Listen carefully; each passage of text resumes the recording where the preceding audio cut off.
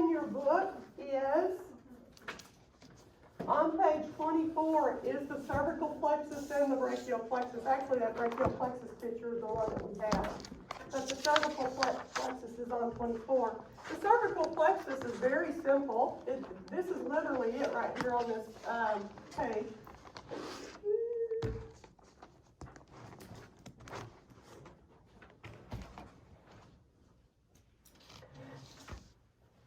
Okay, so sensory-wise, what comes off of it, and if you look at that cervical plexus, you can kind of see that it goes from C1 to C5. And basically, this is what you will see coming off of it that I want you to know. There are some bones up in the, nerves up in the throat that does the hyoid bone and some of those muscles. We are not going to cover that. The only time I've ever dealt with any of that is dealing with TMJ stuff and swallowing and stuff like that when I took a course on TMJ. But other than that, I didn't even learn that in PT school. So there are some other muscles that come off of there, but we're not going to know those. All you're going to know on the cervical plexus is on this slide right here. So sensory-wise, we've already learned some of the dermatomes.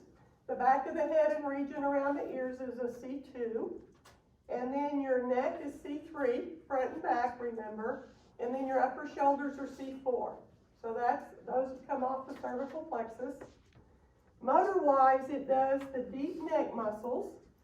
And that would be your hyoid bone muscles, by the way, your superior anterior neck muscles. So those are your scalenes, right? And then what it shows is that the levator scapulae comes off of this. It's a C3, C4 muscle. And then the spinal accessory nerve part comes through the cervical plexus where it goes down and comes off. And so it is the trapezius and sternocleidomastoid that come off of the cervical plexus. And then you have your phrenic nerve, and if you look at that, it just kind of comes down. It's right next to the spine, and it does your diaphragm, C3, 4, and 5. Have y'all heard the phrenic nerve before? Okay.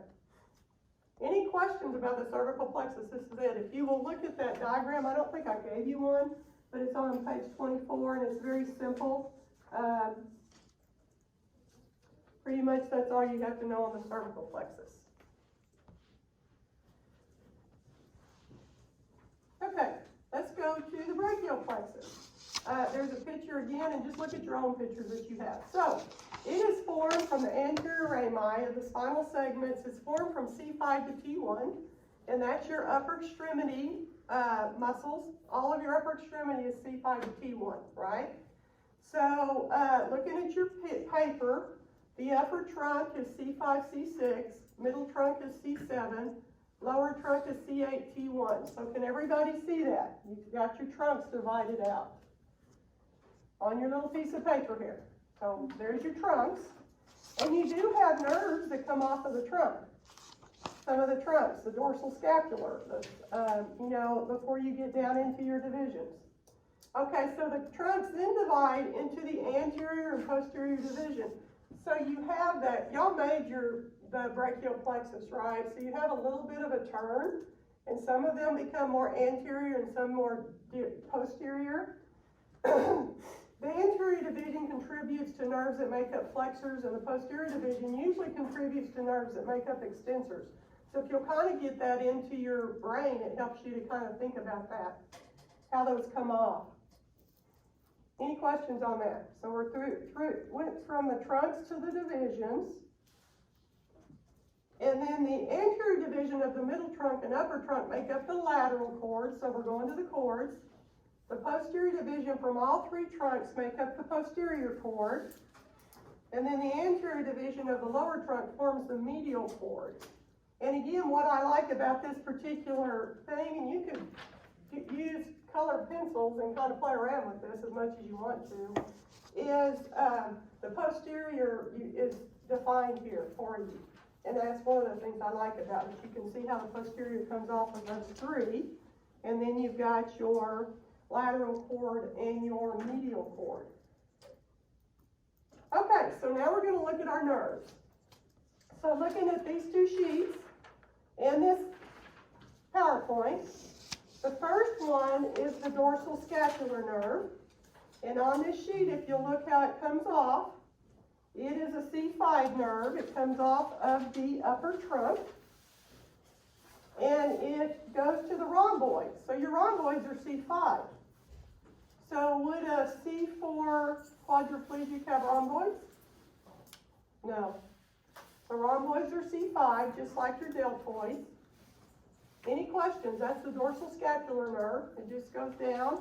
If you look the rhomboids up and the innervation of the rhomboids, you can probably see exactly how it goes to the rhomboids. I don't have a picture of that particular one, but I mainly want you to see how they come off of the brachial plexus. And that's how I'll question you on it. The long thoracic, let's go on and, the subclavian nerve. Now, where did I put that one there first? The subclavian nerve, let's just go on down. Is there a subclavian nerve? Let's leave that one off right now. Go to the suprascapular nerve, and, long thoracic. On this sheet, we're going to go down this sheet. So you've got your long thoracic, and look where it comes out at. It comes off of the seat right next to the spine. C5, C6, C7 is your long thoracic nerve, and it is the serratus anterior. What is the movement of the serratus anterior? Retraction. Yeah, so it does this. It's that beautiful muscle that comes up around the ribs. It's really neat. That's one I like to see in bodybuilders. I think it's a beautiful muscle. And you can see how it would come right off of the spinal cord to innervate that, because it's right there, in that area. And so it does, protraction, and it's the one that really pushes forward with your hand. What's the rhomboids do? They do retraction of the scapula. Okay. Let's go to the suprascapular. Look where it comes off. It's pretty high up. I would say really it comes off of the upper trunk. And it's C5-6. And the two muscles that it goes to is the supraspinatus and infraspinatus. What is their function? Need someone talk louder? I can't hear you. Right, so infraspinatus does external rotation, right? Pretty much. Supraspinatus does what? Scaption. Yeah, scaption, and that initial abduction is the supraspinatus. And it's both of those are part of the what? Rotator cuff, right? Okay. Okay, the anterior thoracic is sometimes what the lateral pectoral and medial pectoral are called. So look where the lateral pectoral comes off. It is pretty much on the lateral cord. And then look where the medial pectoral comes off. And it is down there pretty much, I would say, at the trunk area, which would be your lower trunk. And the lateral pectoral is C5, 6, 7, your pec major. And your medial pectoral is C8, T1. I always think that's easy to remember because you think about your upper pec and then your lower pec and how they come in. And so you can see how they come in even with spinal cords. It's almost like a segmental innervation. So lateral pectoral, C5, 6, and 7, pec major. Medial pectoral, C8, T1, pec minor. Any questions on that?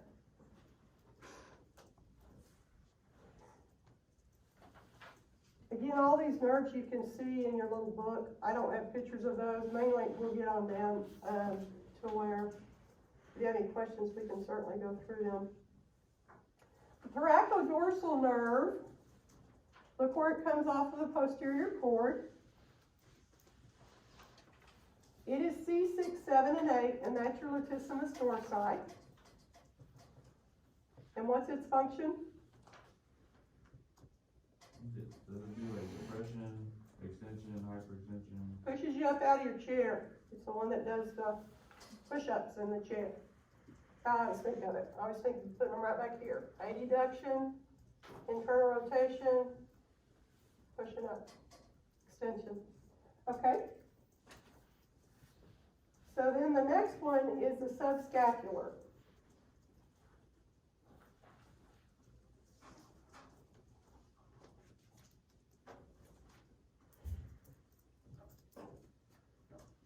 So your subscapular is the upper subscapular and lower subscapular, so look where they come off.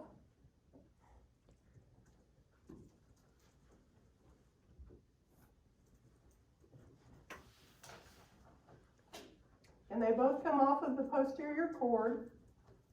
And you've got, your upper subscapular is subscapularis, and then your lower subscapular is your teres major.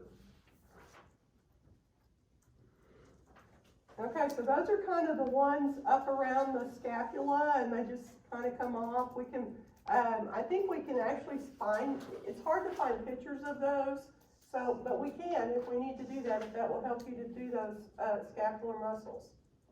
The ones then that go on down into the body is the next ones. You've got your axillary, muscular, cutaneous, radial, medial, and ulnar. So, I also, have some pictures of those.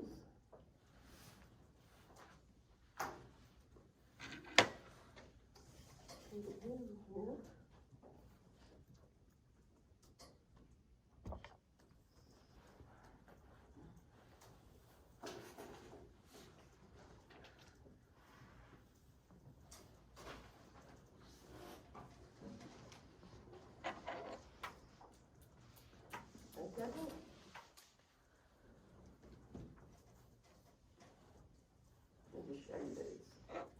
I do have these in the.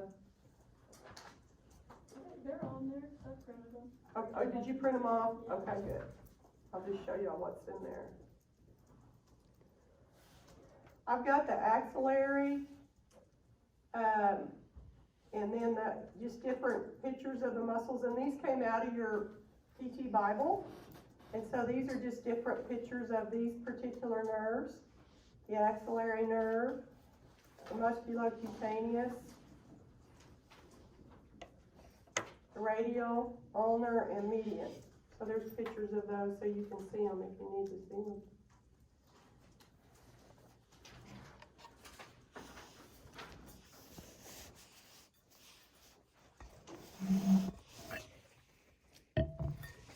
Okay, here's the axillary nerve again, and it's on page 257 of your Bible. And so look how it goes down. It comes off of C5, C6, and the main thing that it innervates is the deltoids and the teres minor.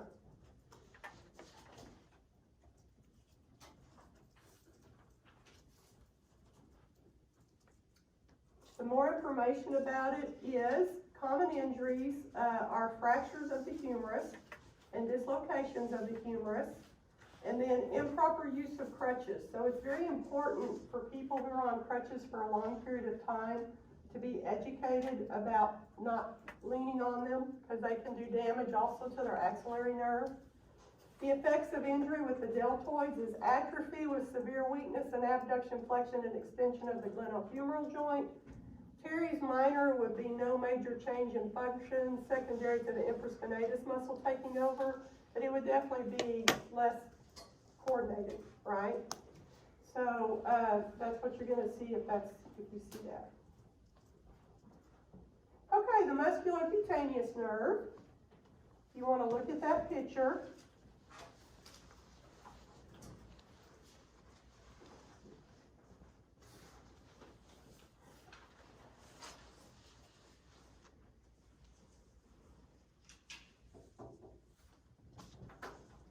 Okay, so there's the axillary.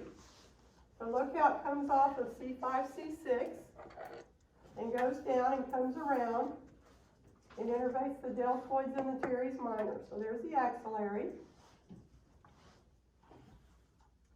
So the next is the musculocutaneous.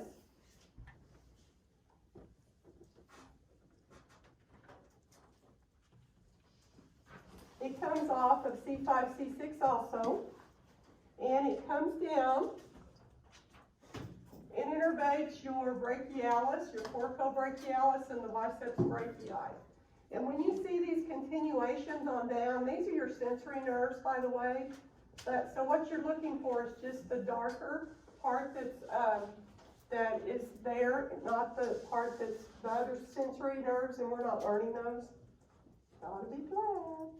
Okay, so your musculocutaneous comes off of C5, C6, and it's the deltoids, coracobrachialis, biceps brachii, and brachialis. And so again, it pretty well stops motor-wise up at the top. Okay?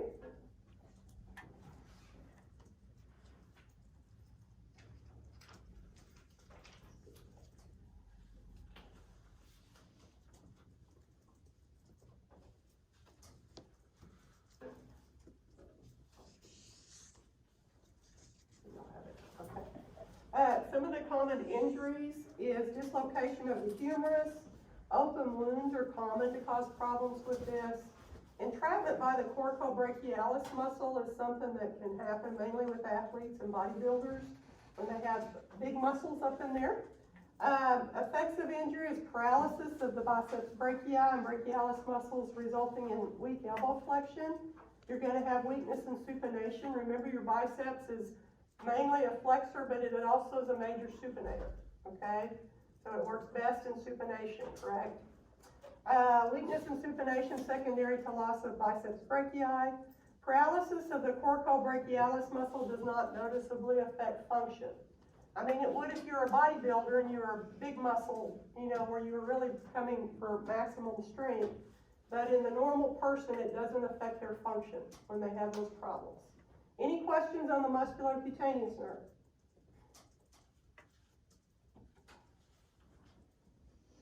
Okay, let's go back to the next one is, that I have on my sheet, is the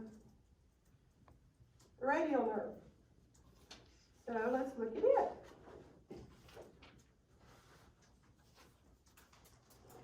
I think I have the radial nerve. Did I bypass it? Here it is. No, so that's sorry.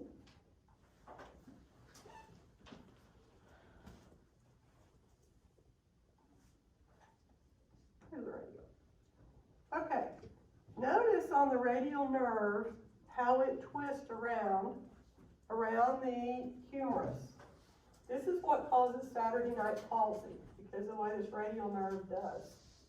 And so people fall asleep, and they fall asleep on this part of the nerve right here.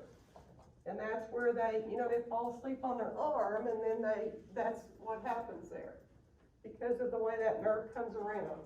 And it just shows you, because this is how we function, right? If we were like this, it wouldn't be a problem for the radial nerve. But we function like this, so if they fall asleep on that arm that way, that's what causes some of the problems.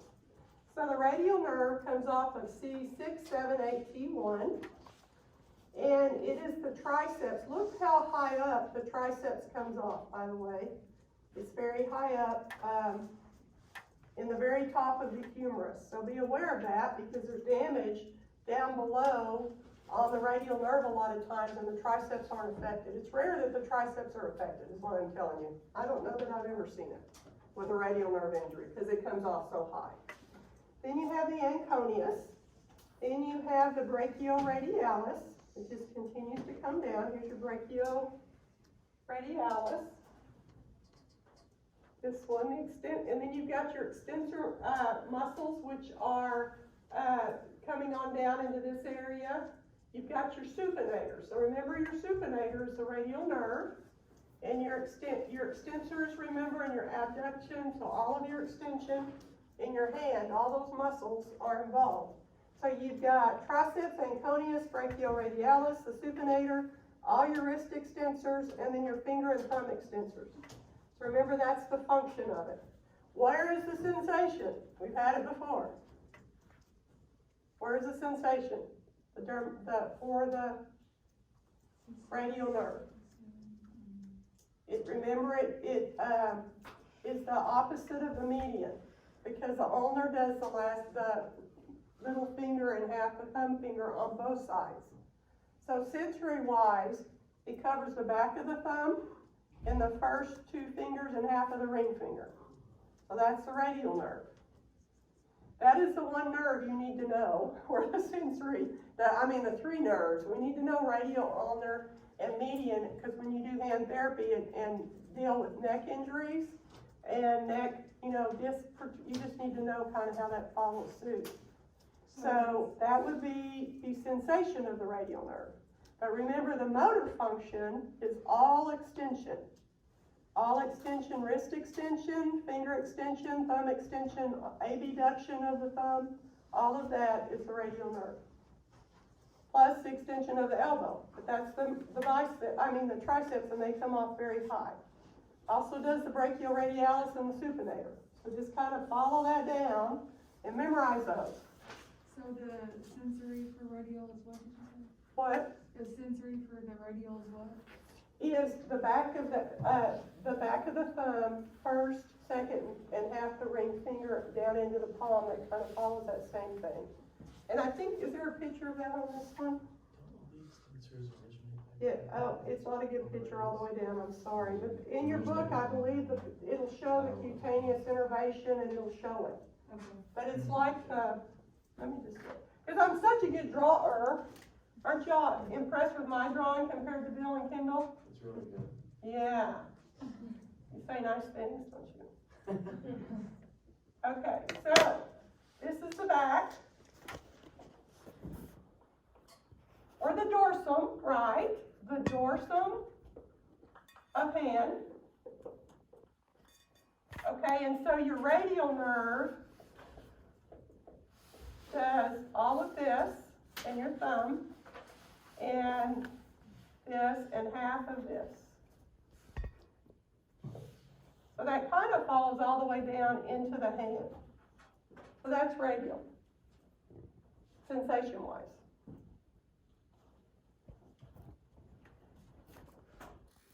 Okay, so our next one's median nerve.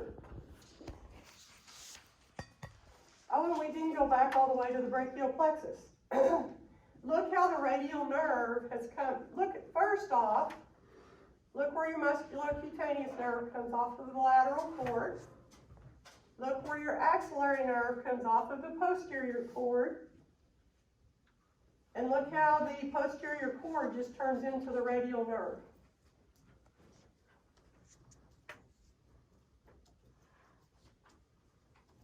So the musculocutaneous pretty much does flexion. It's lateral cord. Your axillary nerve does all your deltoid, so it does do extension. And it is your posterior cord. And then your radial nerve pretty much does extension and everything, doesn't it? And that would be your posterior cord. Any questions on those? Is this lining up with what Bill taught you? Y'all didn't get this, did you? Did y'all make the brachial plexus things? We had to make a YouTube video. I did a YouTube video. We just drew it.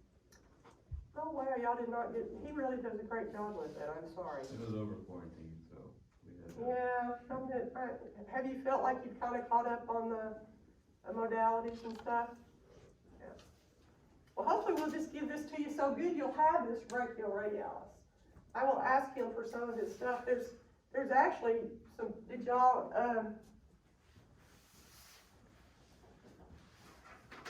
I don't think y'all do this, but here's some different examples.